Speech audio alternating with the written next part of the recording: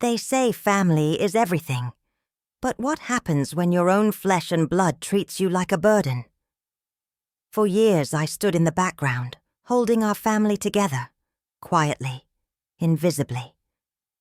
My name is Anna, and if you think you know what betrayal feels like, wait until you hear my story. Before we get started, let me know where you're watching from, and don't forget to subscribe to the channel for more stories like this one. Now, let's dive in. Mom, did you remember to transfer that money to Mark's account? Lisa's voice cut through my thoughts as she swept into the kitchen, phone in hand, not bothering with a greeting. Good morning to you too, I said, wiping flour from my hands. Yes, I sent it yesterday. Good. He called me complaining again. She poured coffee without offering me any. By the way, we need to talk about this house. It's getting to be too much for you. I stiffened. I manage just fine. Do you? The garden's overgrown, and that loose step nearly killed Greg last week. I've been meaning to call someone about that, I said, my voice smaller than I intended. See? That's exactly what I mean. Lisa sat at the table, scrolling through her phone. Julia and I have been talking. About me? Behind my back? The hurt in my voice was unmistakable. Lisa finally looked up. Don't be dramatic, Mom. We're concerned, that's all. You're not getting any younger. The doorbell saved me from responding. It was Mrs. Patel from next door, bringing over a casserole dish she'd borrowed. Anna, how are you today? She asked, her smile genuine. Those rolls smell divine.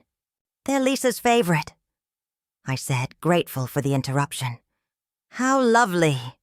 Family traditions are so important. Mrs. Patel glanced at Lisa, who hadn't bothered to look up from her phone. After Mrs. Patel left, Lisa resumed as if there had been no interruption. Julia's overwhelmed with the twins, and Mark's useless as always. I'm the only one thinking practically here. Practically about what exactly? I asked, sliding the rolls into the oven. Your future. This house is worth a fortune now. You could sell it, move into something manageable, and have money left over. This is my home, Lisa. Your father and I. Dad's been gone 5 years, Mom. It's time to move on. The timer on my phone chimed, a reminder to call Tom. He'd been checking in regularly since Robert passed. I need to make a call, I said, grateful for the excuse. Fine. But this conversation isn't over. Lisa stood, leaving her empty mug on the table for me to clean. Later that afternoon, Julia arrived with the twins. Unlike her sister, she hugged me immediately. The house smells amazing, Mom, she said, looking tired but genuine. Grandma.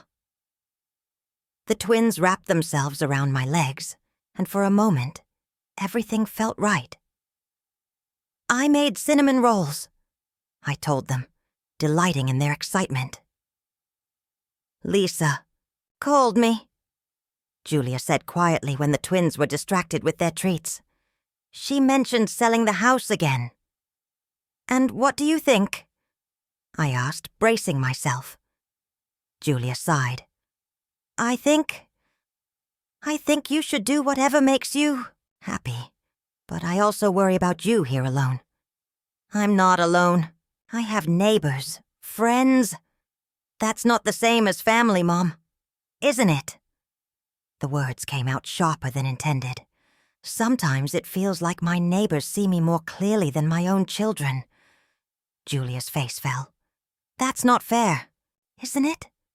I repeated softer this time. When was the last time any of you asked what I wanted? Not what's practical, not what's convenient for everyone else. What would make me happy? I'm sorry, Julia whispered, and I believed her. But sorry didn't change anything. My phone rang. It was Martha, my sister, calling at her usual Sunday time.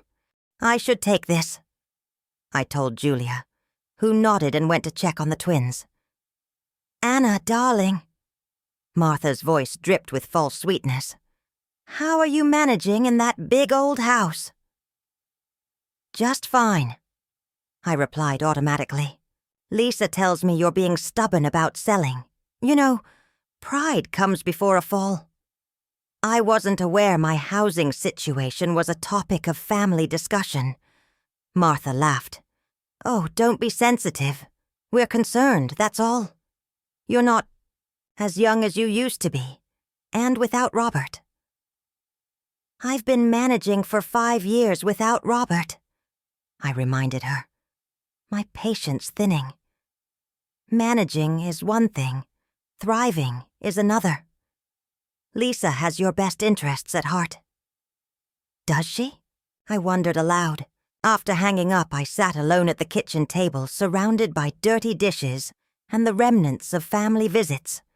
They came, they took, they left, and I remained, invisible again until needed. When Tom called that evening, his voice was a balm to my wounded spirit. How was family day? He asked. The usual, I replied, not wanting to burden him. That bad, huh? Tom knew me too well. What did Lisa say this time? I sighed. The house is too much. I'm too old. The usual chorus. And what do you want, Anna? The question caught me off guard. What did I want? After decades of putting everyone else first, I hardly knew anymore. My voice faltered. I want to be seen, to be heard, to matter. You matter to me, Tom said simply. Later that night, I stood in my bedroom, the one I'd shared with Robert for 30 years, and caught my reflection in the mirror. When had I become this faded version of myself? This woman whose own children saw as a problem to solve rather than a person to love?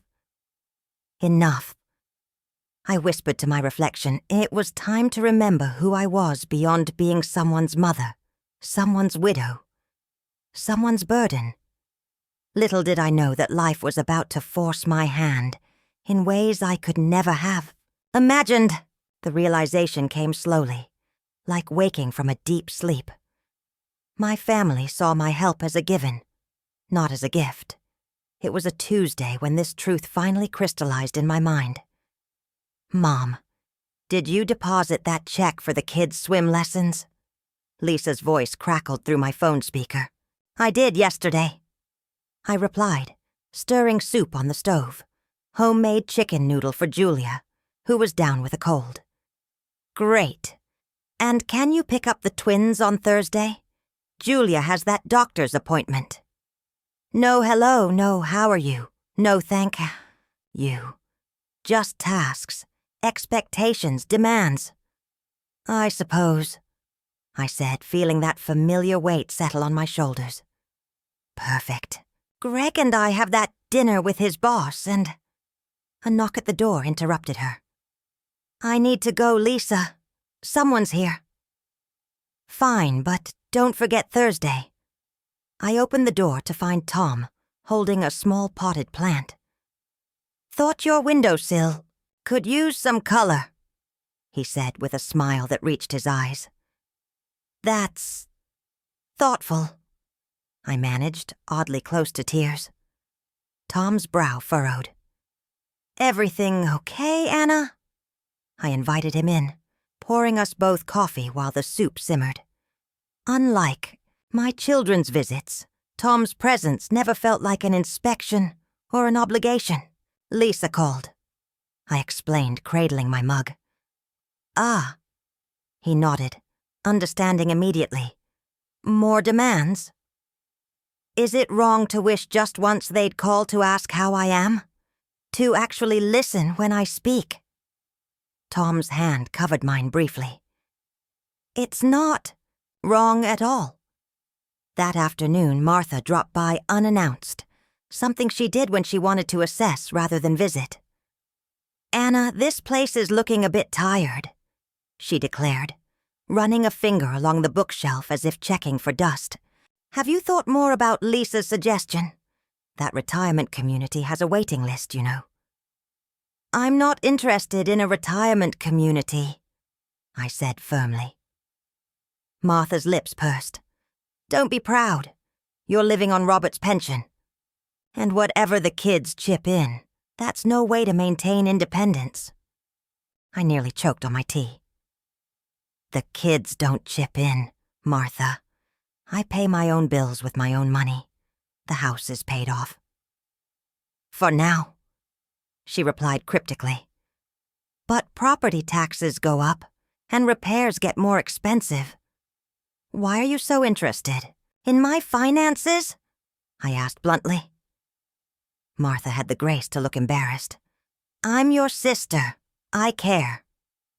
You never cared about my finances when Robert was alive. That was different. You had protection then. The word stung. I don't need protection. I need respect. After she left, I pulled out the household accounts, bills, insurance policies, bank statements, and spread them across the dining table. Martha's insinuation bothered me more than I wanted to admit. Was I truly as helpless as they all seemed to think? The numbers told a different story. I wasn't wealthy, but I was solvent. The house was my greatest asset, and perhaps that was the point of all this pressure. When Mark called the next day, I could hear the echo of Lisa's influence in his voice. Mom, have you given any more thought to downsizing? Lisa says. I don't care what Lisa says, I interrupted, surprising us both. This is my house and my decision. Silence stretched between us. Then, I'm just worried about you, that's all. Are you worried about me? Or are you worried about the house? I challenged. That's not fair, he said, echoing Julia's words from days earlier. Isn't it? When was the last time you visited me, Mark? Not to fix something or borrow something, just to see me. His silence was answer enough. That night, I couldn't sleep. I rummaged through old photo albums, evidence of a life lived, of value given. In one photo, Robert and I stood in front of the house on moving day, paint on our clothes, exhausted but triumphant. This home wasn't just walls and a roof. It was our dream, our accomplishment, our sanctuary. When Tom called the next morning, I told him about Martha's visit. She all but called me a charity case, I said, anger still fresh. You know that's not true, he replied. But Anna, have you ever considered that their concern might not be entirely about your welfare? What do you mean? The house has appreciated considerably over the years, if you sold it. They'd all get a piece, I finished, the realization hitting me like a physical blow. I'm not saying that's their motivation, Tom cautioned, but it's worth considering. Later that day, Julia stopped by with homemade cookies, a peace offering, perhaps. I've been thinking about what you said, she admitted, watching me arrange the cookies on a plate, about us not seeing you. And? I prompted, afraid to hope. You're right. We've been treating you like an obligation instead of a person. I'm sorry. Thank you, I said, meaning it.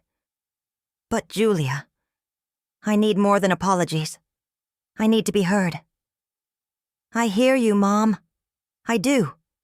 Her eyes welled with tears. But Lisa doesn't make it easy to disagree with her.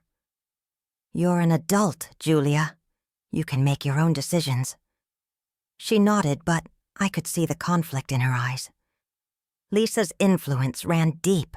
That evening I stood in my garden as the sun set, feeling the weight of invisible threads that bound me. Threads of expectation, obligation, and unspoken resentments. Something had to change.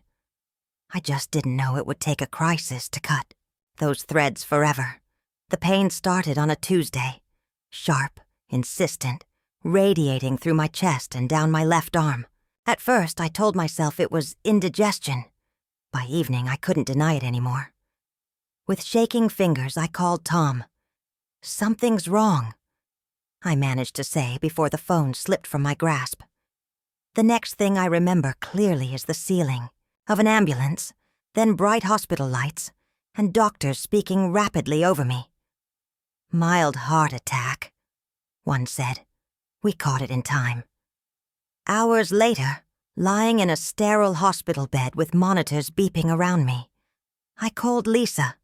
Her phone went to voicemail. I tried Julia next, who answered immediately. "Mom, what's wrong?" The concern in her voice was genuine. "I'm in the hospital," I said, suddenly exhausted. "Had a heart attack. Small one, they say." "Oh my God! Which hospital? I'm coming right now." True to her word, Julia arrived within the hour, face pale with worry. "Have you called Lisa and Mark?" "Left messages," I said. "No response yet." Julia's lips tightened. "I'll call them..." Again. Mark arrived the next morning, awkward but present, bringing flowers and a get-well card signed by his girlfriend. "You scared us, Mom," he said, hovering by my bedside. "Not scared enough to answer your phone," I replied, then immediately regretted my sharpness. "I'm sorry. I'm just tired." "It's okay." He patted my hand. "You're allowed to be cranky after a heart attack."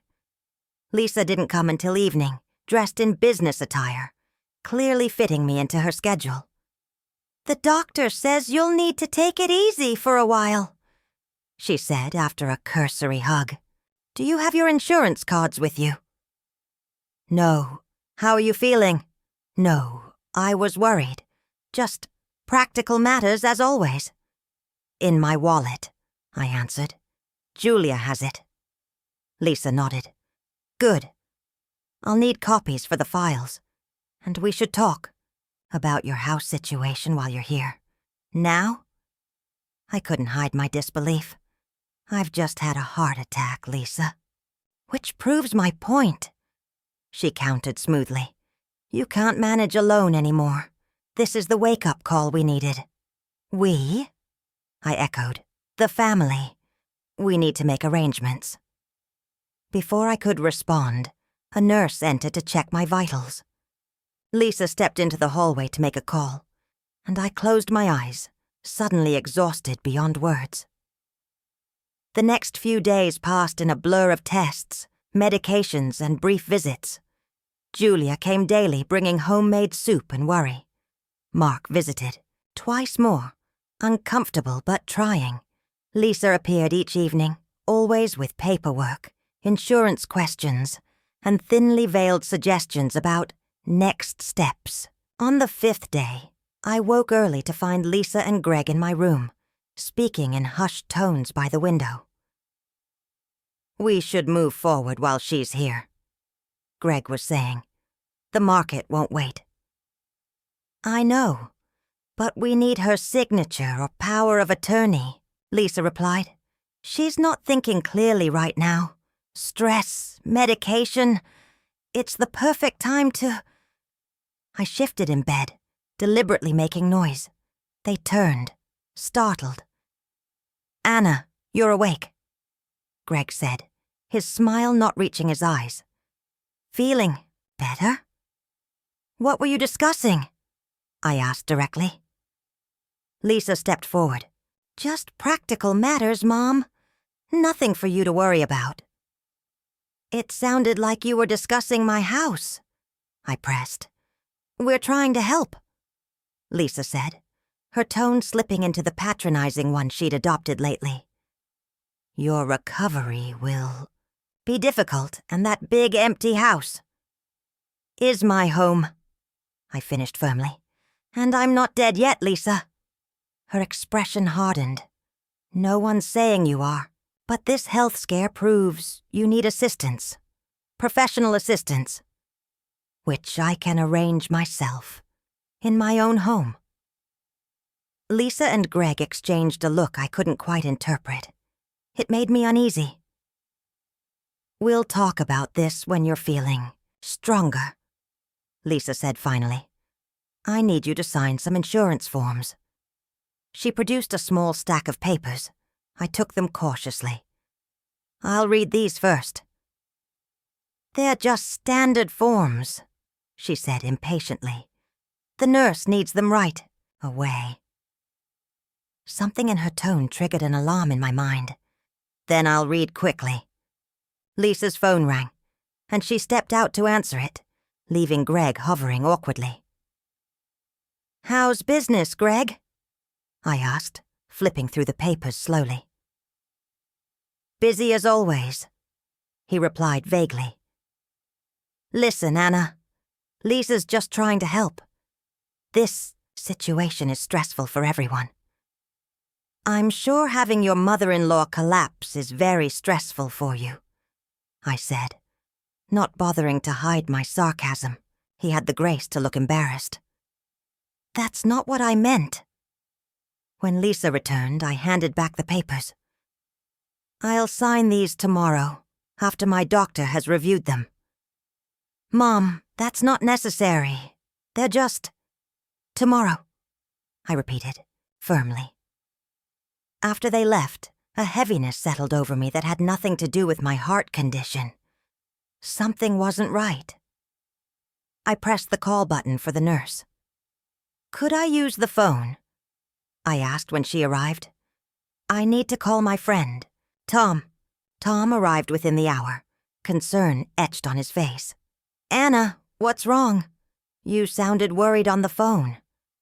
I told him about the conversation I'd overheard and the papers Lisa wanted me to sign. "Did you get a chance to read them?" He asked, quickly. Most seemed like standard insurance forms, but there was something about property that I didn't understand. Tom's expression grew serious. "I don't want to alarm you, but maybe we should have someone look at those papers before you sign anything." "You think Lisa would?" I couldn't finish the thought. "I think people do strange things where money and property are concerned," he said diplomatically. "Even family." Before he left, Tom promised to contact a lawyer friend who could visit me the next day. Just to be safe, he assured me. That night I lay awake long after visiting hours, replaying the conversation I'd overheard. "The market won't wait," Greg had said. What market? And why did they need my signature or power of attorney? A terrible suspicion began to form in my mind, one I didn't want to acknowledge. Surely my own daughter wouldn't try to sell my house without my consent? But then I remembered Lisa's growing impatience, Martha's cryptic comments about finances, the persistent pressure to downsize. For the first time since my heart attack, I felt true fear. Not for my health, but for my future. Something was happening behind my back, orchestrated by the very people who should have been protecting me. I needed to get out of this hospital and back home as soon as possible, before there was no home to return to. 2 weeks after my heart attack, the doctor finally cleared me to go home. Julia offered to drive me, her face tight with an emotion I couldn't quite read. "Everything okay?" I asked as we pulled away from the hospital. "Fine," she said too quickly. "Just glad you're better." The drive was unusually quiet. Julia kept glancing at me, then away, like she was working up the courage to say something. We turned onto my street, and my heart leapt at the sight of my familiar maple tree, then froze at what stood beneath it, a for sale sign, in my yard, with "sold" plastered across it in bold red letters. "Julia," I whispered, "what is that?" She slowed the car, knuckles white on the steering wheel. "Mom, I tried to stop them. I swear I did." "Stop who? What's happening?" but I already knew. The conversation I'd overheard in the hospital, the papers Lisa had tried to make me sign, it all made terrible sense now. We pulled into the driveway, and I noticed an unfamiliar car parked at the curb. As we got out, the front door opened, and a middle-aged couple emerged, followed by Lisa. "Perfect timing," Lisa called, her professional smile firmly in place. "Mom, these are the Hendersons. They're just finishing their final walkthrough." I stood frozen, feeling as if I might have another heart attack right there on the lawn. Final walkthrough of what exactly? The couple looked uncertainly between Lisa and me. "Your lovely home," the woman said hesitantly. "We close next week." A roaring filled my ears. I gripped Julia's arm to steady myself. There must be some mistake. I never put my house on the market. An uncomfortable silence fell. Lisa stepped forward, taking my elbow as if to guide me inside. "Let's discuss this privately, shall we?" I jerked away from her. "No. I want to know what's going on. Now." The couple exchanged glances. "Perhaps we should come back another time," the man suggested. "That's not necessary," Lisa said smoothly. "My mother is just home from the hospital. She's confused." "I am not confused," I said, my voice stronger than I expected. "This is my house, and I never authorized anyone to sell it." Lisa's professional mask slipped, revealing irritation. "Mom, please, we can talk inside." "No, we can talk right here. Did you sell my house without my permission?" The Hendersons looked increasingly uncomfortable. "We were told this was a family decision," the woman said. "It wasn't," I replied flatly. "And I suggest you contact your lawyer before proceeding with any sale." They retreated hastily to their car. Lisa waited until they drove away before turning to me, face flushed with anger. "Do you have any idea what you just did? Those papers you refused to sign in the hospital. Power of attorney. I had to forge your signature to move forward." The admission stunned me into silence. Julia gasped beside me. "Lisa, you didn't." "I did what needed to be done," Lisa snapped. "Mom had a heart attack. She's not capable of managing this property anymore." "That wasn't your decision to make," I said, finding my voice again. "Someone had to make it. You're being stubborn and impractical." "It's my house," I said slowly, each word deliberate. "Mine, not yours to sell." "It was for everyone's good," Lisa insisted. "You couldn't manage it anymore." "I managed just fine." "You had a heart attack." "Which doesn't make me incompetent." The front door opened again, and Greg stepped out, followed by Mark, who looked deeply uncomfortable. "What's going on?" Greg asked, taking in the scene. "Mom's having a meltdown about the sale," Lisa said dismissively. Mark wouldn't meet my eyes. "You told me she had agreed to this," he said to Lisa. She would have, if she'd been thinking clearly. I turned to Mark. "Did you know about this?" He shifted uncomfortably. "Lisa said it was all arranged, that you discussed it before your episode. And you believed her without asking me directly?" His silence was answer enough. "How could you do this?" I asked, looking at each of them in turn. "This is my home, my life." "It's just a house, Mom," Lisa said impatiently. "The money from the sale will set you up comfortably, in assisted living." "I don't want assisted living. I want my home." "Well, it's too late now. The papers are signed and the sale closes next week." I felt something snap inside me. Not my heart this time, but something deeper. Years of being overlooked, dismissed, and now betrayed by my own children. "Get out," I said quietly. "What?" Lisa looked genuinely surprised. "Get out of my house, all of you, now." "Mom, be reasonable." Mark started. "Get out." I shouted, surprising even myself with the force of it. Lisa rolled her eyes. "Fine, have your tantrum, but the reality doesn't change. The house is sold, and you need to start packing." She stormed to her car, Greg following.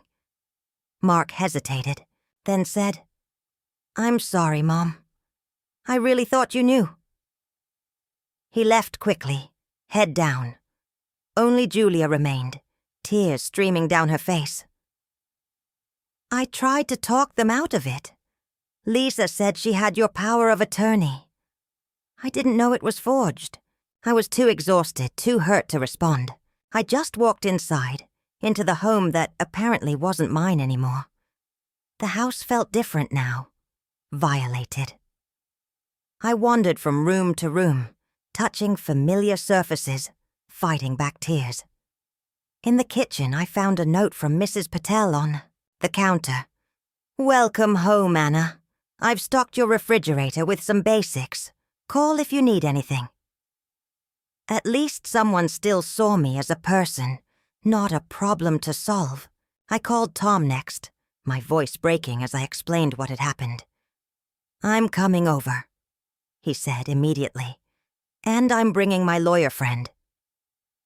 They arrived within the hour, Tom and a sharp-eyed woman named Caroline who listened intently as I recounted everything. "Forging a power of attorney is a serious crime," Caroline said when I finished. "Not to mention selling property without the owner's consent. We can fight this." "How?"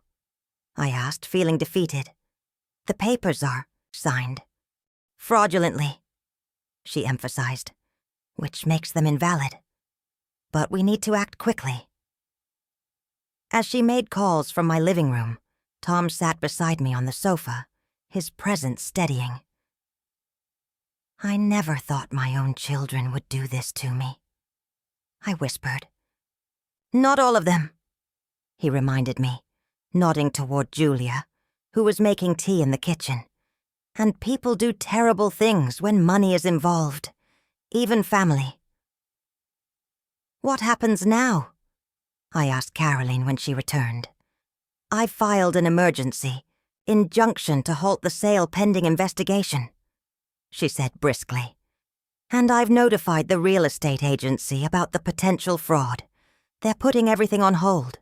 For the first time since seeing that sold sign, I felt a flicker of hope." "What about Lisa?" I asked. "The forgery?" Caroline's expression was grave. "That's up to you. Pressing charges against your daughter is a serious step. So was selling my house without my permission," I replied, a new hardness in my voice. "That night, alone in my bedroom, still mine, at least for now, I made a decision.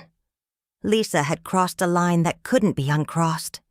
Our relationship would never be the same. But what happened next would be on my terms, not hers. For too long, I'd been the family shadow. That ended today, the morning after discovering Lisa's betrayal. I woke with a clarity I hadn't felt in years. The grief and shock remained, but alongside them burned something new. Determination. I made coffee and carried it to my small home office. Really just a converted linen closet where I kept important papers. Opening the filing cabinet, I began pulling out folders. Insurance policies, property deeds, bank statements, Robert's will. If I was going to fight, I needed ammunition. My phone rang as I sorted through the documents. It was Martha. "Anna, darling, how are you feeling? Lisa told me you had quite the meltdown yesterday." Of course, that's how Lisa would frame it. Is that what she called it? Finding out my house was sold without my knowledge or consent? A pause. Now, Anna, you know Lisa only wants what's best for you. After your heart attack. Did she tell you she forged my signature on a power of attorney? Another longer pause. I'm sure she didn't. She admitted it, Martha. To my face. Well, Martha sounded flustered. You haven't been yourself lately. These health scares can be confusing. I'm not confused. I'm angry and I'm fighting. This. Don't be dramatic. It's just a house. It's my house. I hung up, hands shaking with frustration. The doorbell rang minutes later. It was Tom, carrying breakfast and a determined expression. Caroline's filing the paperwork today, he said without preamble. But we need the evidence of the forgery. I showed him the files I'd gathered. Would these help? He examined them with a whistle. Anna, you've kept meticulous records. This is exactly what we need. We spent the morning organizing documents, Tom occasionally making calls to clarify legal points with Caroline. Around noon, Julia arrived, hesitant but resolute. I told Lisa I won't be part of this, she said, setting down groceries. She's furious. Are you okay? I asked, suddenly concerned for her. Julia gave a small, sad smile. Shouldn't I be asking you that? You're the one whose house was stolen. But she's your sister. This can't be easy for you. Choosing between right and wrong shouldn't be easy. She replied simply, I brought lunch, and I can stay to help if you want. The three of us worked through the afternoon. I found myself sharing stories as we organized. Memories of buying the house with Robert, raising children here, creating a home. I never knew Dad built that window seat himself, Julia said with wonder. He did it the summer you were born, I told her. Said you'd need a special place to read someday. And I did use it all the time, she remembered. Lisa used to get so annoyed when I wouldn't let her sit there. Lisa never liked sharing, I said, the words coming unbidden. A silence fell. Then Julia asked quietly, When did things change, Mom? When did we start taking you for granted? I considered the question. I think it happened so gradually that no one noticed. After your father died, I became background noise, the reliable one who would always be there, never complaining. I'm sorry, she whispered. I never meant to make you feel invisible. Tom cleared his throat. I think we have everything Caroline needs. I'll get these to her right away. After he left, Julia helped me prepare dinner. The simple domesticity felt healing somehow. What will you do about Lisa? She asked as we chopped vegetables. I don't know yet, I admitted. Part of me wants to press charges. Another part can't imagine doing that to my own daughter. Whatever you decide, I'll support you, Julia said, and I'll help with whatever comes next. That night I pulled out an old journal, one I'd kept after Robert died. The pages were filled with grief, yes, but also with hopes, plans, dreams I'd set, aside to support everyone else's. I began to write again, pouring out everything, the betrayal, the anger, but also my vision for what came next. This wasn't just about keeping my house. It was about reclaiming my life. In the morning, I called Caroline. I want to draft a new will, I said without preamble. That's probably wise, she agreed, given recent events. I want to remove Lisa entirely, I continued, my voice steady. And I want to ensure that my wishes regarding the house are explicitly stated. I can help with that.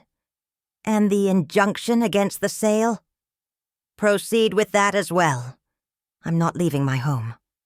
Next, I called my doctor and requested copies of all my medical records, proof that I was mentally competent despite my recent health issues.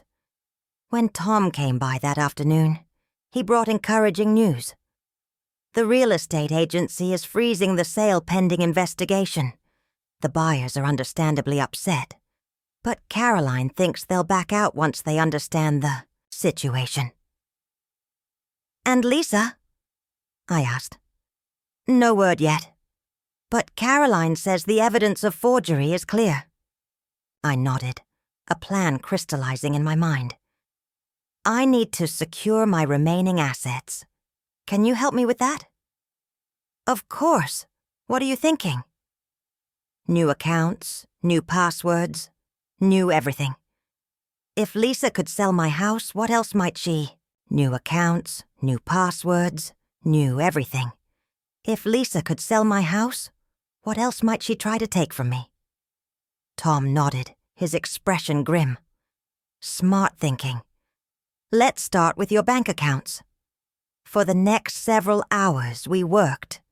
Methodically, I closed my old accounts and opened new ones at a different bank, changed passwords on my email and online accounts, called my insurance company to review my policies and verify no changes had been made without my knowledge.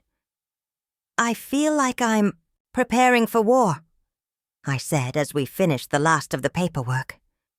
"In a way, you are," Tom replied, "but it's a war for your independence." When Julia came by that evening, she brought dinner and news.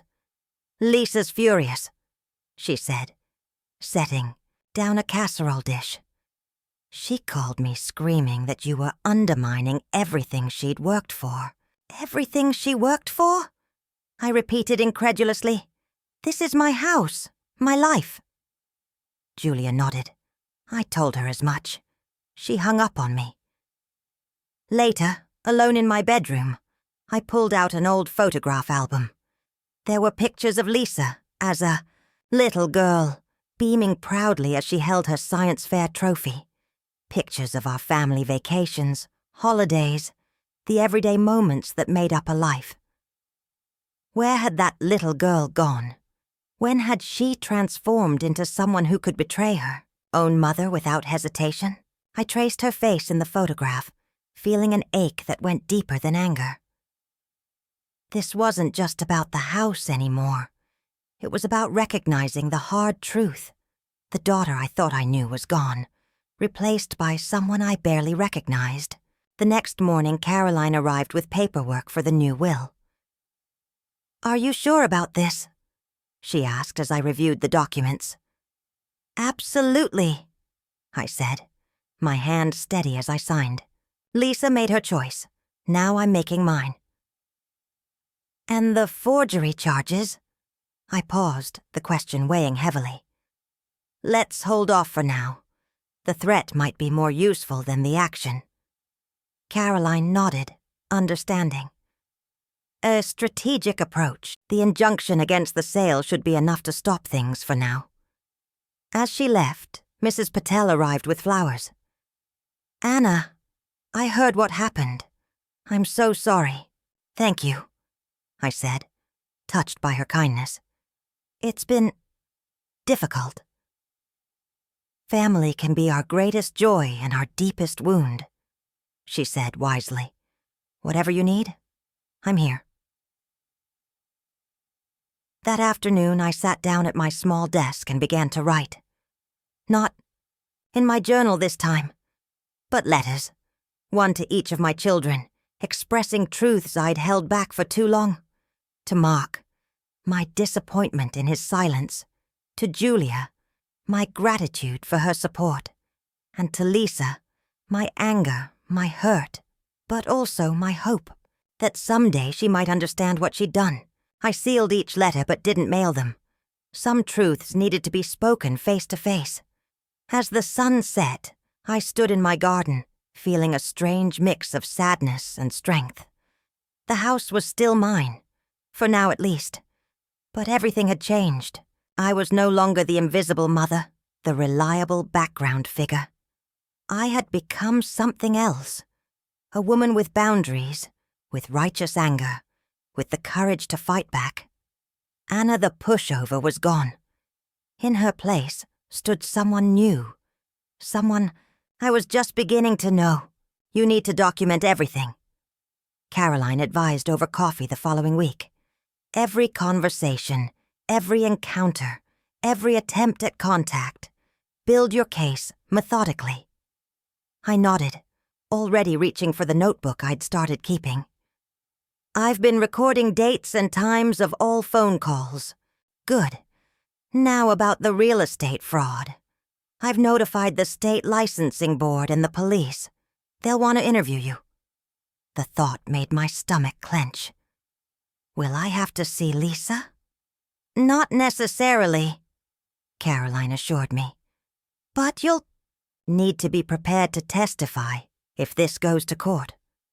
That afternoon, Detective Ramirez arrived to take my statement. A compact woman with shrewd eyes, she listened carefully as I explained what had happened.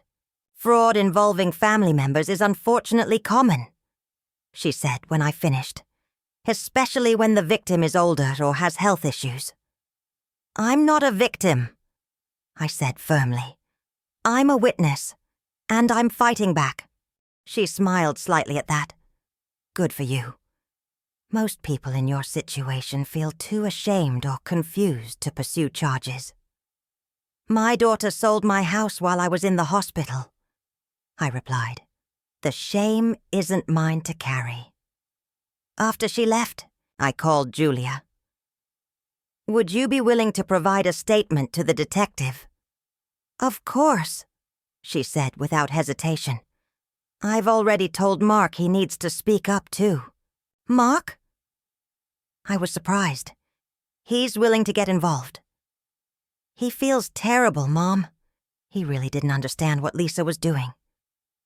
The next day, Tom drove me to the bank to set up a safety deposit box. I placed my new will, property deeds, and other important documents inside, where Lisa couldn't access them. Have you thought about what happens next? Tom asked as we drove home. If the sale is invalidated? I stay in my home, I said simply, and I rebuild my life. Without Lisa in it. That's a hard decision. Not as hard as you might think, I replied. She made her choice. Now I'm making mine. That evening, Mark called, his voice hesitant. Mom? Can we talk? I'm listening, I said, neither warm nor cold. I didn't know what Lisa was doing. I swear, she told me you had agreed to sell the house before your heart attack, and you believed her without asking me directly. A pause. Yes. It was easier, I guess. I'm sorry. Being sorry isn't enough, Mark. I needed my son, and you weren't there. His voice broke slightly. I know. I want to make it right. Then tell the truth, I said. To the police, to the real estate board, to anyone who asks. No more looking the other way. I will, he promised. Can I come by tomorrow? I considered refusing but decided against it. Yes, but Mark, this doesn't fix everything. I know, he said quietly. It's a start. The following week brought a flurry of activity. The real estate agency officially canceled the sale after reviewing the evidence of fraud. The Hendersons, understandably upset, withdrew their offer entirely. Caroline filed additional paperwork to protect my assets, and Detective Ramirez informed me they were building a case. Through it all, Lisa remained conspicuously absent. No calls, no visits, no apologies. But her influence lingered like a shadow. Martha called almost daily, alternating between guilt trips and veiled threats. Families should stick together, she insisted during one call.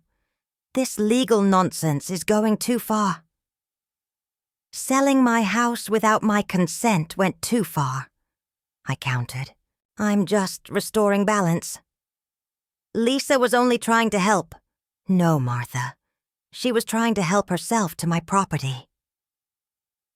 One quiet Tuesday afternoon, as I tended my garden, a familiar car pulled into my driveway.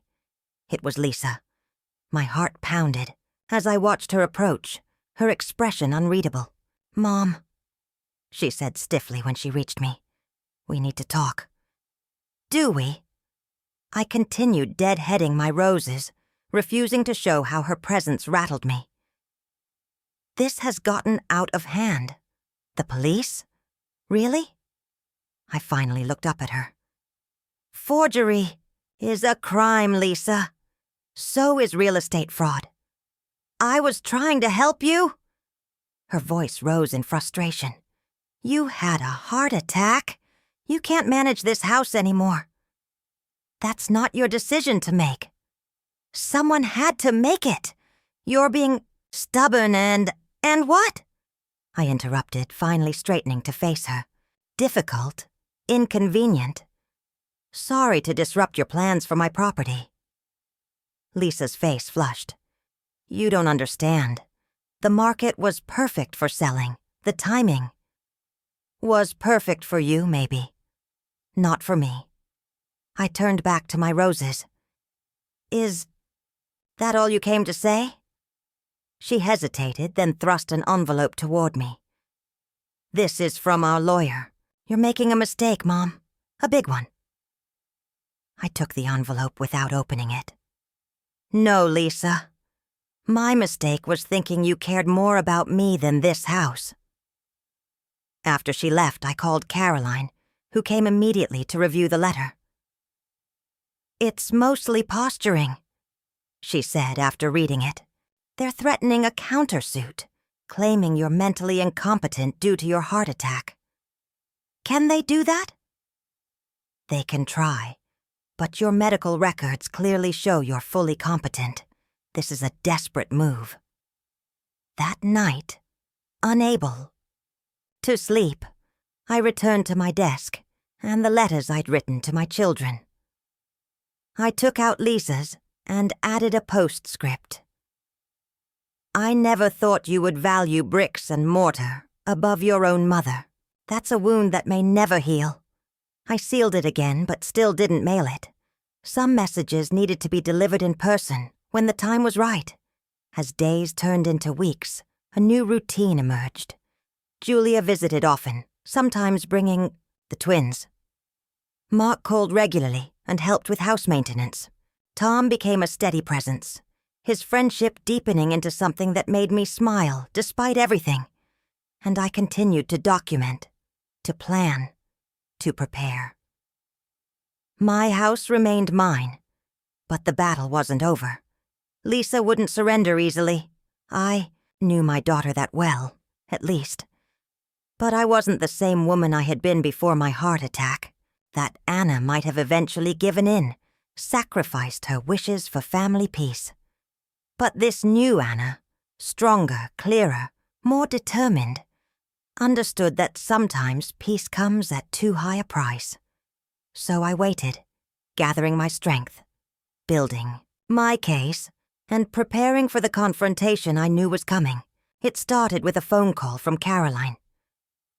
"The real estate agencies completed their internal investigation," she informed me. "They've terminated the agent who processed the sale and are cooperating fully with the police." "And Lisa?" I asked, my heart hammering. "They've provided all documentation showing her signature on the forged power of attorney. Detective Ramirez wants to meet with you again." When the detective arrived later that day, her expression was grave. "Mrs. Winters, we have enough evidence to charge your daughter with forgery and attempted real estate fraud. Before we proceed, I want to confirm. Do you wish to press charges?" The question hung in the air. I'd been preparing for this moment, yet now that it had arrived, I found myself hesitating. What would happen to her? Given the value of the property and the deliberate nature of the fraud, she could face significant fines and possibly jail time. Jail time. My daughter. The words collided in my mind, impossible to reconcile. "I need time to think," I said finally. After Detective Ramirez left, I called Tom, who came over immediately. "I don't know what to do," I admitted as we sat on my porch swing. "Part of me wants justice. Another part still loves her," Tom finished gently. "She's your daughter. She betrayed me in the worst possible way." "Yes, she did. But you don't have to decide everything today." Later that evening, Julia arrived unexpectedly, her face pale and drawn. "Mom, I need to tell you something," she said, fidgeting with her wedding ring. "Something I should have told you before." My stomach knotted. "What is it?" "This wasn't the first time Lisa tried to take control of your assets. After Dad died, she approached me about getting you declared incompetent. Said it would be better for everyone's if we managed your finances."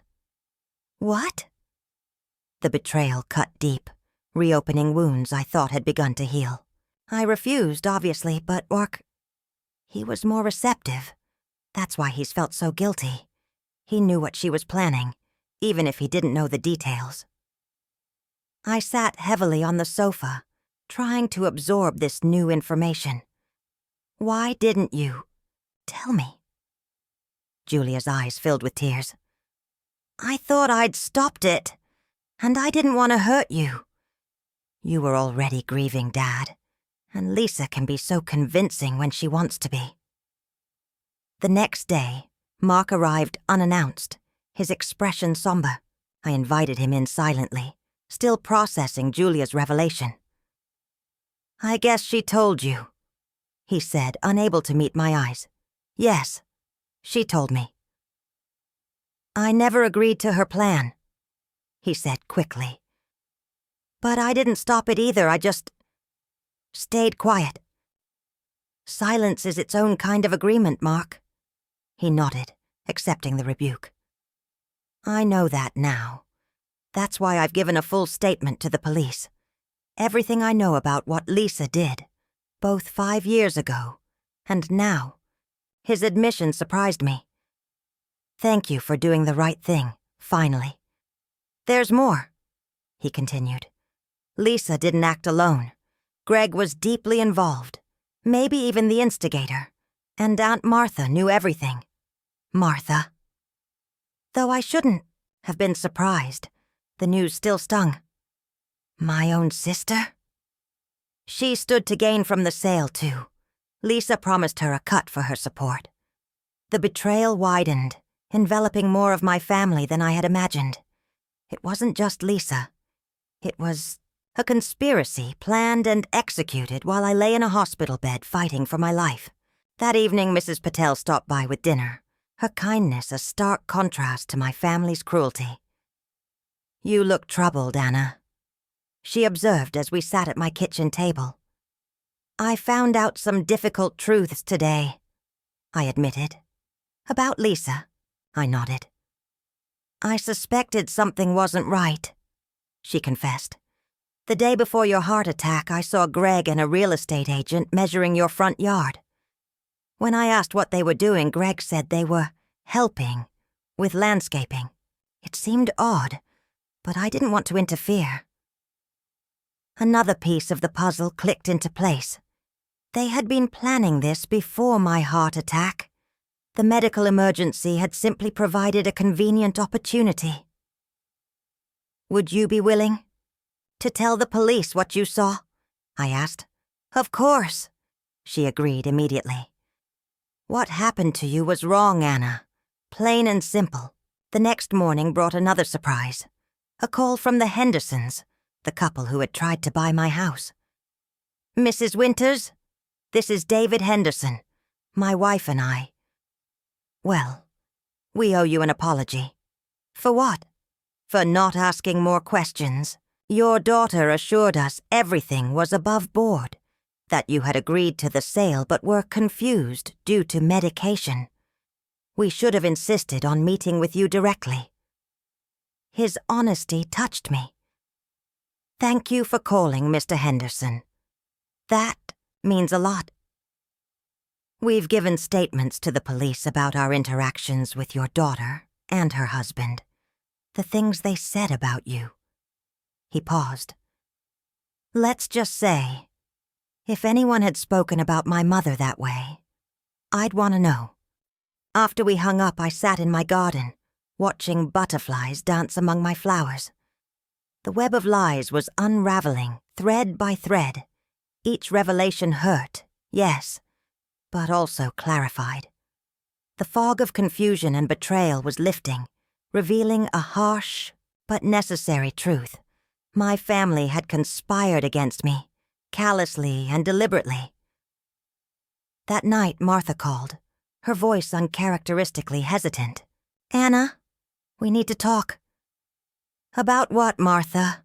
About how you helped Lisa try to steal my house?" A sharp intake of breath. "Mark has been talking, I see. Yes, people are finally telling the truth. Novel concept, isn't it?" "It wasn't like that," she protested weakly. "Lisa said you were struggling, that the house was too much." "Save it," I interrupted.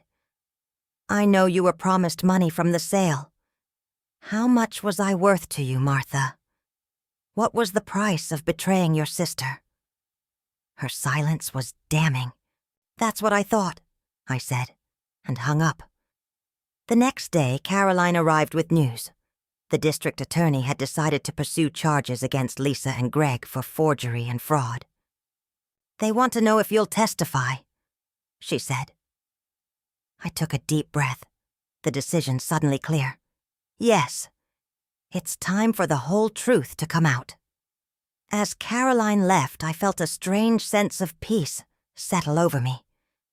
The unraveling was painful, yes, but necessary. Like pulling out stitches from a wound that had healed wrong. It hurt, but it was the only way to heal properly. The confrontation I had been dreading now seemed inevitable, even necessary. It was time to face Lisa, not just as my daughter, but as the person who had betrayed me most deeply. Time to speak my truth, no matter how uncomfortable it might be. The pieces were falling into place. The stage was set, and I was finally ready. I chose neutral ground for the confrontation. A private room at Caroline's law office. The table was arranged with chairs on opposite sides, like opposing armies preparing for battle. I arrived early, arranging my evidence in neat piles. Financial, records, medical reports, witness statements, and the forged power of attorney document, now marked with police evidence tags. Tom had offered to come for moral support, but I declined. This was something I needed to do alone. Julia arrived first, then Mark, both sitting on my side of the table. The symbolism wasn't lost on me. The battle lines in our family had been clearly drawn. When Lisa finally entered, Greg close behind her, I was struck by how tired she looked. The confident, controlling daughter I remembered seemed diminished somehow. Her designer outfit and perfect makeup unable to hide the strain in her eyes. Martha slipped in last, taking a seat at the far end of the table, as if trying to position herself as a neutral party. No one was fooled. Caroline opened the meeting with clinical precision. "We're here to discuss the fraudulent sale of Mrs. Winter's property and the forged power of attorney document that facilitated it. The police investigation is ongoing, but Mrs. Winters has requested this family meeting before proceeding further." Lisa's attorney, a sharp-featured man named Donovan, immediately went on the offensive.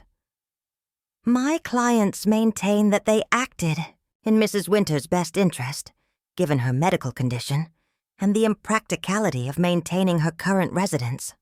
Is that what you call forgery and fraud now? Acting in my best interest?"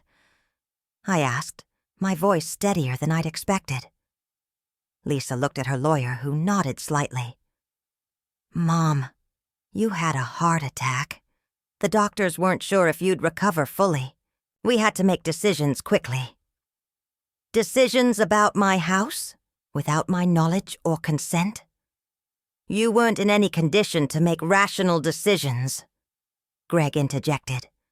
I pushed my medical records across the table. Page 3, doctors. Assessment. Patient is alert, oriented, and displaying no cognitive impairment. Date? 2 days after my heart attack, the same day you were meeting with real estate agents. Lisa flushed but didn't back down. One doctor's opinion doesn't... Stop, I said firmly. Just stop the lies, Lisa. This wasn't about my health. It was about money. Your money. That's not... The Hendersons told the police everything, I interrupted. How you described me as confused, difficult, unable to care for myself. How you assured them the sale was what I wanted, but couldn't articulate clearly. How you promised them I'd be moving to an assisted living facility whether I wanted to or not. Mark leaned forward. Lisa, just tell the truth. It's over. She shot him a venomous look. Thanks for the support, brother. Always the loyal one, aren't you? I've given a statement to the police, he replied quietly. About everything, including the plans you started making after Dad died. Lisa's eyes widened. You wouldn't. I already have. The room fell silent. Martha shifted uncomfortably in her seat. Greg whispered urgently to the lawyer, who shook his head in response. Here's what's going to happen, I said, finding strength in the moment. The fraudulent sale has been invalidated. The real estate agency has surrendered their commission and fired the agent involved. The police have enough evidence to charge both of you with forgery and fraud. Lisa's composure finally cracked. You'd send your own daughter to jail? Over a house? It was never about the house, I replied, my voice breaking slightly. It was about respect, dignity, the right to make my own decisions. We were trying to help, she insisted. No, Lisa. You were trying to help yourself. To my home, my money, my life. Martha suddenly spoke up. Anna, be reasonable. Family disputes shouldn't involve police and lawyers. I turned to her, years of resentment bubbling to the surface. And sisters shouldn't conspire to steal from each other. How much did she promise you, Martha? What was your cut for supporting this scheme? Her face flushed with guilt. Julia gasped, softly, only now understanding her aunt's involvement. It wasn't like that, Martha protested weakly. Then what was it like? I asked. Explain it to me. Help me understand how my sister and my daughter could betray me this way. No one spoke. The silence stretched, heavy with unspoken truths and shameful admissions. Finally, Lisa broke. Fine. Yes, we plan to sell the house. Yes, I forged the power of attorney. But Mom, be realistic. You can't live there forever. The money would have provided for your care, with enough left over for... For what? For you? For your vacation home? For Martha's cruise around the world? Her silence was confirmation enough. Here's what's going to happen. I continued, my voice steady. I am willing to not press criminal charges on one condition. You both sign legally binding documents, acknowledging what you did, and relinquishing any claim to my property or assets. Now or in the future. Lisa's attorney leaned forward. Mrs. Winters, that's extremely fair, I interrupted, considering the alternative is jail time for fraud. And if we refuse, Lisa challenged, though her voice lacked conviction, then Detective Ramirez is waiting for my call, and the district attorney is prepared to file charges immediately. The room fell silent again. Greg whispered frantically to Lisa, who shook her head repeatedly. I'll need to consult with my clients privately. her attorney finally said. As they left the room, Martha approached me hesitantly. Anna, I never meant for things to go this far. Lisa said it was just about getting you proper care. Save it, I said, too tired for more lies. Just sign the papers and stay out of my life. When Lisa and Greg returned 30 minutes later, their decision was written on their faces. We'll sign, Lisa said tightly, but this isn't over. Yes, it is, I replied.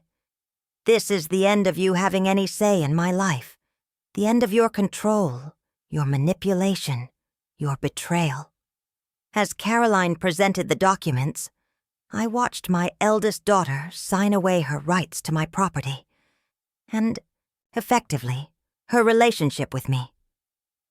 Her hand trembled slightly, the only sign that this affected her at all. When it was done, I stood, gathering my papers. I hope someday you understand what you did, not just the legal wrong, but the personal betrayal. I deserved better from you, from all of you. As I walked out, Julia and Mark followed. Martha remained seated, her face in her hands. Greg stared stonily ahead. And Lisa, my firstborn, my betrayer, watched me leave without a word. Outside the sun was shining, the spring air fresh, with possibility. I took a deep breath, feeling lighter than I had in months. Mom, are you okay? Julia asked tentatively. I considered the question. Was I okay? My family was fractured, perhaps, beyond repair. The daughter I had raised and loved had betrayed me in the most fundamental way. And yet, yes, I said finally, I think I am. For the first time in a very long time, I know exactly where I stand. The weeks following the confrontation passed in a blur of legal paperwork, uncomfortable phone calls, and quiet moments of reflection. The agreement was finalized, notarized, and filed. Lisa and Greg retreated into angry silence, communicating only through their attorney. Martha made several attempts at reconciliation, each more desperate than the last, until I finally blocked her number entirely. But as one chapter of my life closed, others began to open. Julia and the twins visited more frequently, filling my house with the laughter and chaos I'd missed. Mark called weekly, our conversations gradually becoming less awkward, more genuine. And Tom, dear, steady Tom, became a fixture in my days, his quiet support never wavering. One sunny afternoon, as we worked in my garden, Tom asked the question I'd been avoiding. Have you heard from Lisa? I shook my head, focusing on the roses I was pruning. Not directly. Her lawyer sent a request for some family photographs, which I granted. Other than that, silence. Are you okay with that? I straightened, considering the question honestly. I'm not sure okay is the right word. It's still raw, but I'm at peace with my decision. And the new will? Finalized last week. Everything goes to Julia and Mark, with trusts for the grandchildren's education, and a donation to the Heart Health Association, in Robert's memory. Tom nodded approvingly. He would be proud of you, you know, standing up for yourself like this. I hope so. I blinked back unexpected tears. Sometimes I wonder what he would have thought of all this, if he'd still be alive. Would Lisa have... Don't, Tom interrupted gently. You can't rewrite history. You can only move forward. The doorbell rang, interrupting our conversation. It was Detective Ramirez, her expression professionally neutral. Mrs. Winters, she greeted me. I have an update on your case.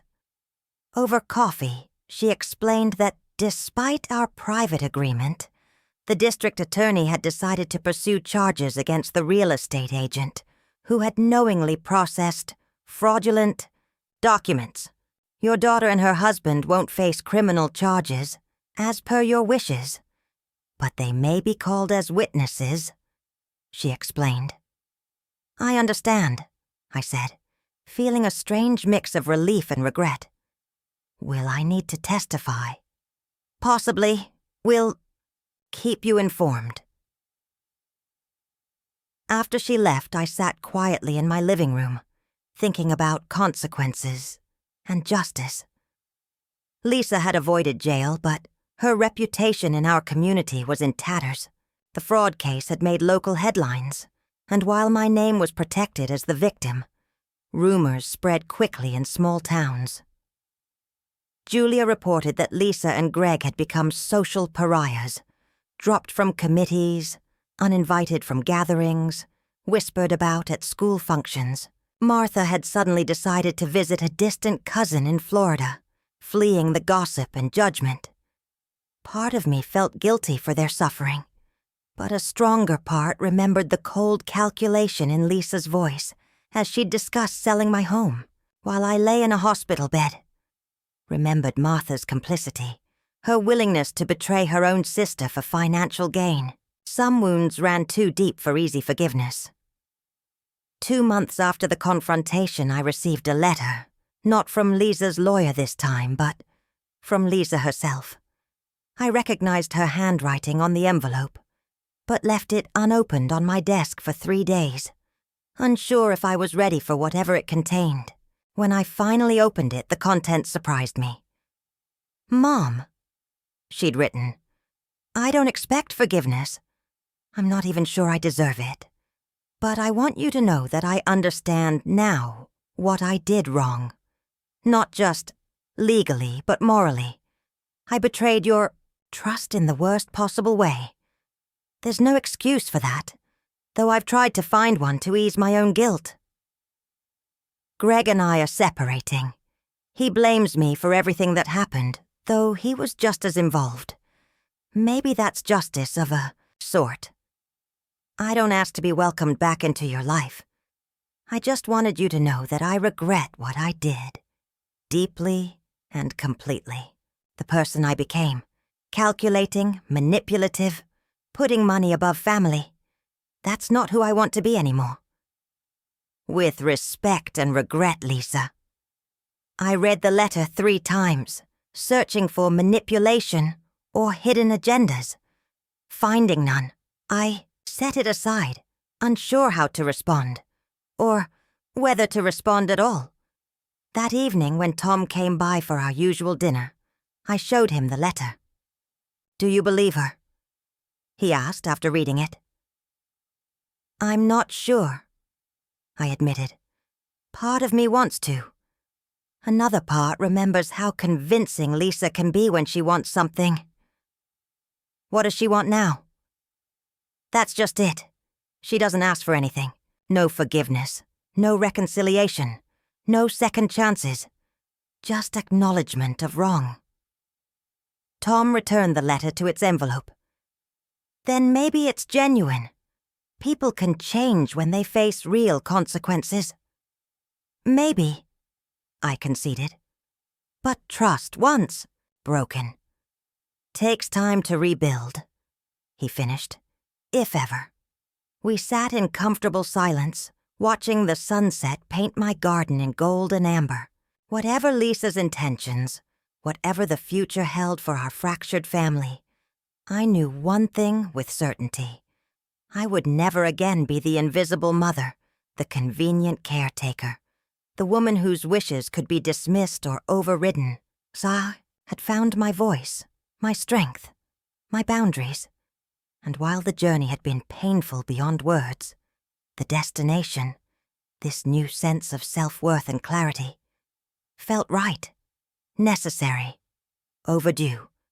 As darkness fell, I decided not to respond to Lisa's letter. Not yet. Some wounds needed time to heal. Some distances couldn't be bridged with mere words. If reconciliation was possible, it would come slowly, cautiously, built on actions rather than promises. For now, it was enough to have reclaimed my home, my dignity, and my right to choose my own path. A year passed, then another.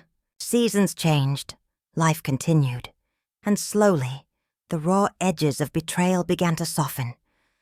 Not disappearing entirely, but becoming part of the landscape of my life rather than its defining feature.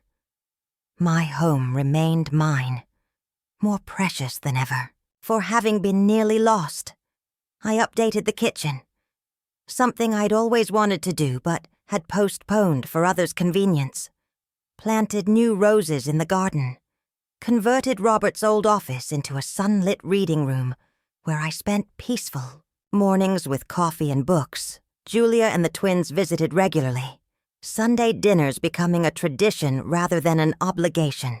Mark called weekly and visited monthly, our relationship healing gradually into something more honest, more equal.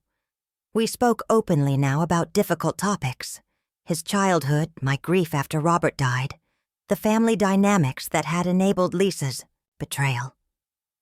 "I always thought of you as invincible," he confessed during one visit, "like you didn't need anything from anyone." "I cultivated that image," I admitted.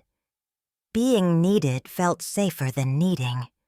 "I wish I'd seen you more clearly. I wish I'd let myself be seen." Martha returned from Florida eventually, chastened and subdued. She sent a handwritten apology, followed by tentative invitations to lunch. After 6 months, I accepted one, and we began the slow process of rebuilding what trust we could.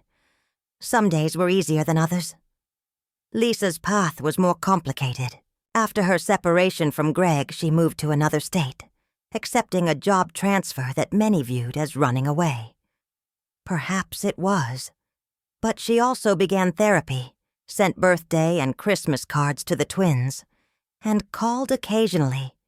Brief, careful conversations that acknowledged the chasm between us without trying to pretend it wasn't there. At Julia's urging, I eventually agreed to meet Lisa for coffee when she visited for the holidays.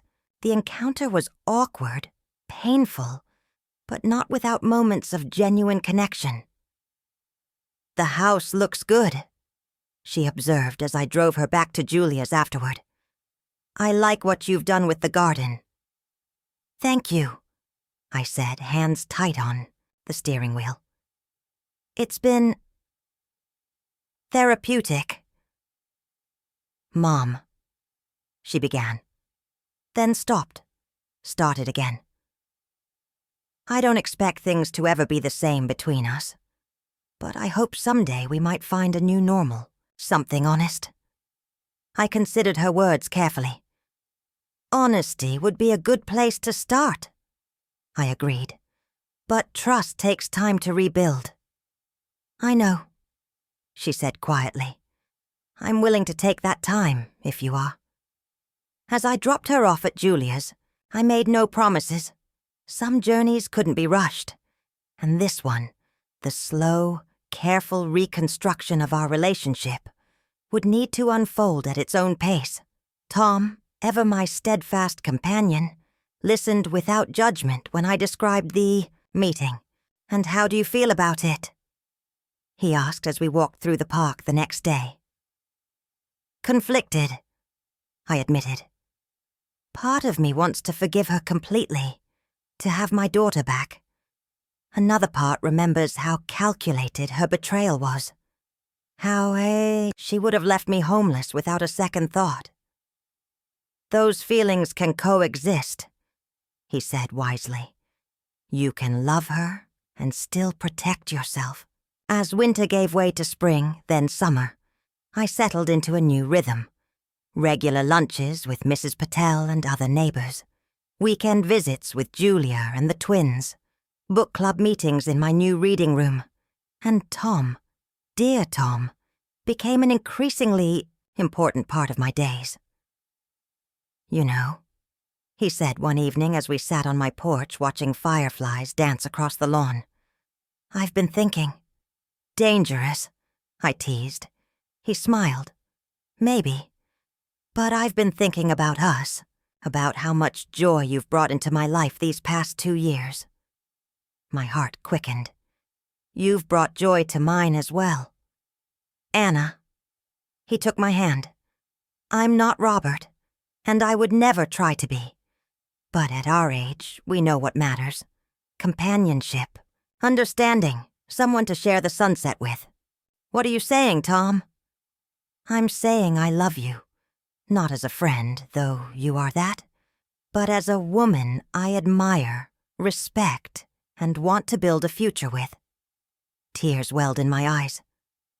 I never expected to feel this way again, I confessed. After Robert, I thought that part of me was over. And now I know better. I squeezed his hand. I love you too. We didn't rush. At our age, there was no need for drama or grand gestures.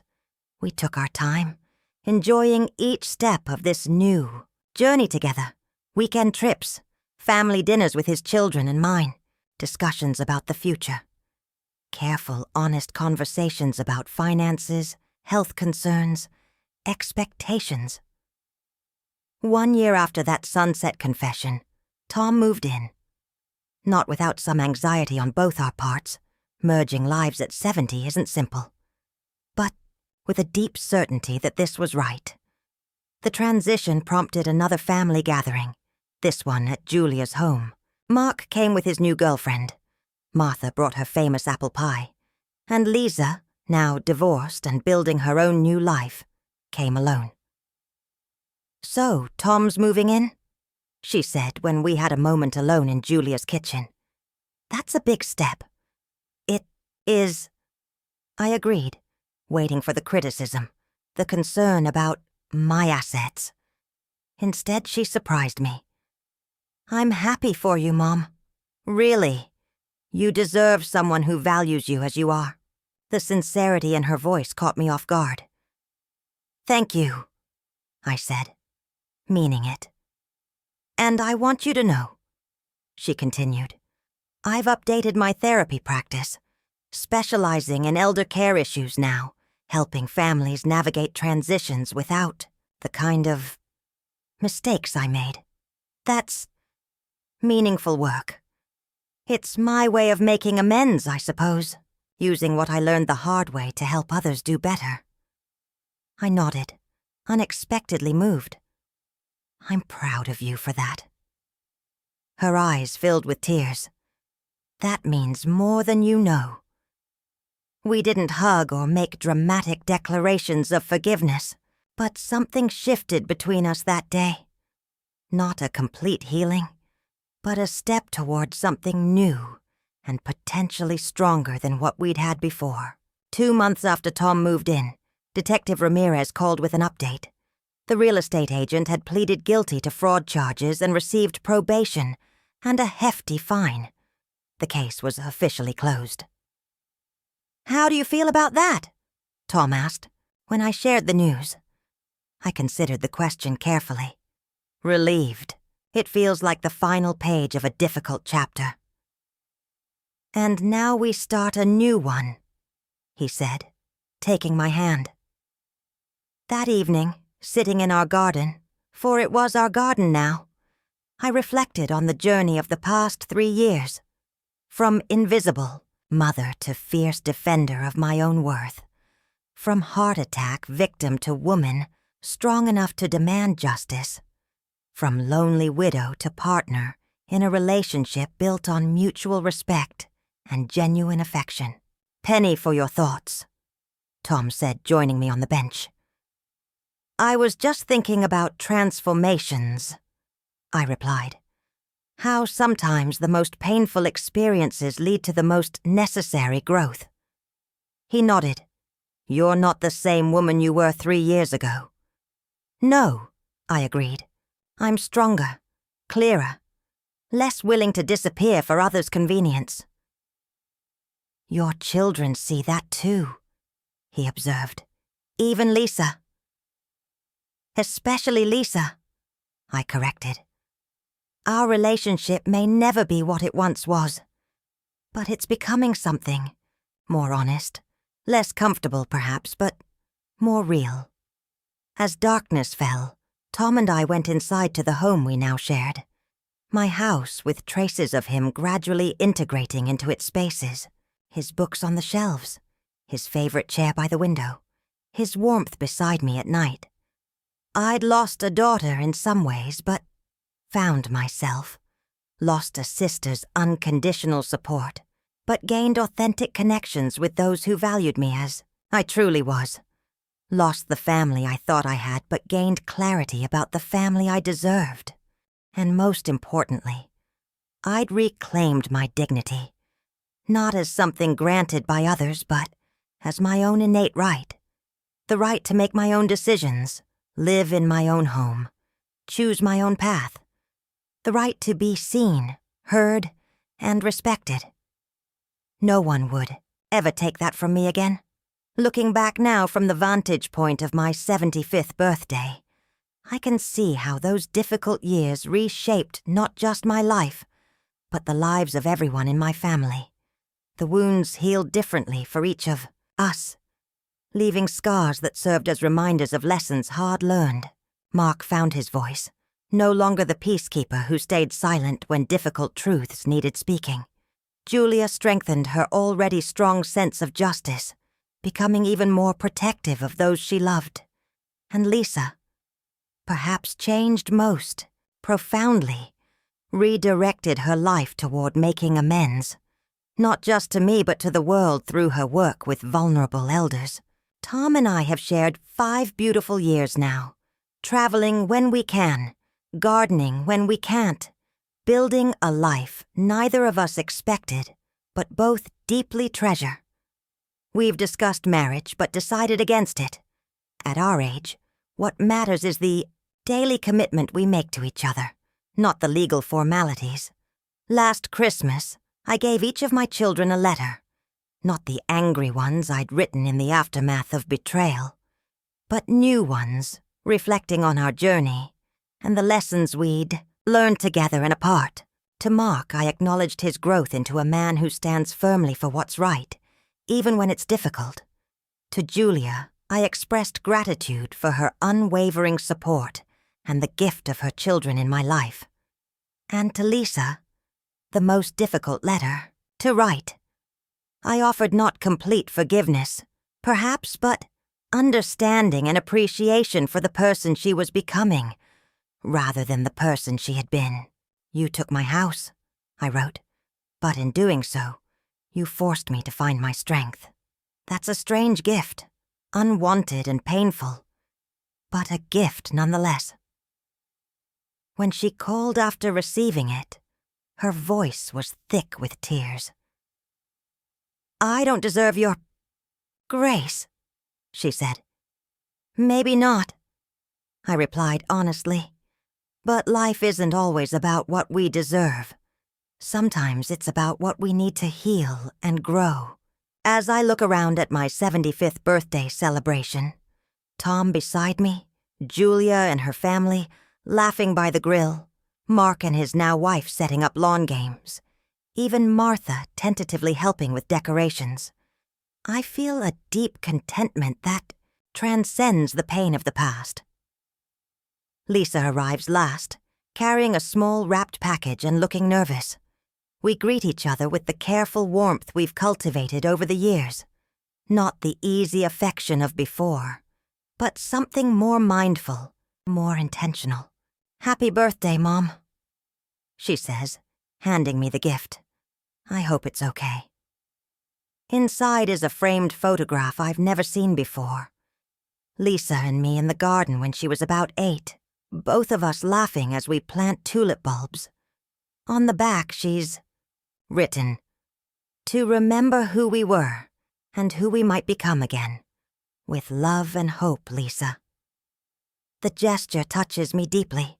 Thank you, I say, meaning it. It's perfect. Later, as everyone gathers for cake, Tom squeezes my hand. Happy? I look around at this imperfect, healing family of mine, at the home I've fought for and kept, at the life I've built from the ashes of betrayal. Yes, I tell him truthfully. Deeply happy. That night, after everyone has gone and Tom is reading in bed, I sit at my desk and open my journal. For 3 years I've documented this journey, from heartbreak to healing, from victimhood to strength. Today I turned 75. I write. Looking back, I realize that what happened with the house was never really about the house at all. It was about visibility, about whether my wishes, my needs, my very existence mattered to those who claimed to love me. I wonder sometimes what would have happened if I hadn't fought back, if I'd accepted Lisa's decision, moved into that assisted living facility, surrendered my independence for the sake of family peace. Would I have disappeared entirely, fading into the background of my own life? Instead, I stood firm. I reclaimed not just my home, but my right to be seen and heard. And in doing so, I changed not only my story, but the stories of everyone around me. That, I think, is the true legacy of these difficult years. Not the house that will eventually pass to my children, but the example I've set, the demonstration that dignity is worth fighting for at any age, that boundaries are necessary for true love to flourish, that it's never too late to become the protagonist of your own life. As I enter my 76th year, I do so not as the invisible mother, but as Anna, fully seen, deeply loved, and completely herself. I close the journal, turn out the light, and join Tom in bed. Tomorrow is a new day in a life I've fought hard to make my own, and I wouldn't have it any other way.